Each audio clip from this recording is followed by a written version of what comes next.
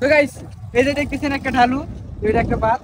তো এখান থেকে হাত দিয়ে নেমে একবার শেষ পর্যন্ত যাওয়ার চেষ্টা করবো। আমার সাথে সাথে আছে, তো এরাও আমার সাথে বাজি ধরছে। তো বেশি কথা না কয়ে আমি দুটো ঠ্যাং তুলে আর দুইটা হাত দিয়ে গুটি গুটি হাতে আমি হাঁটতেছি সুন্দর ভাবে হাঁটতেছি। আর মনে করেন যে আমার শরীরটা যে আছে না, শরীরটার সামনে দিয়ে খালি ঝুলতেছে, বারে বারে কন্ট্রোল করতেছি, অনেক ভাবে কন্ট্রোল করে করে ধীরে ধীরে যাইতেছি। ভাই কি একটা অবস্থা। পরে এখন দিলাম এখন ব্যাক ফ্লিপ মারা, তারপরে আবার হচ্ছে আর এক ব্যাক ফ্লিপ মারার পরে মনে করেন যে আমি সফল ভাবে এখানে আসতে পেরেছি।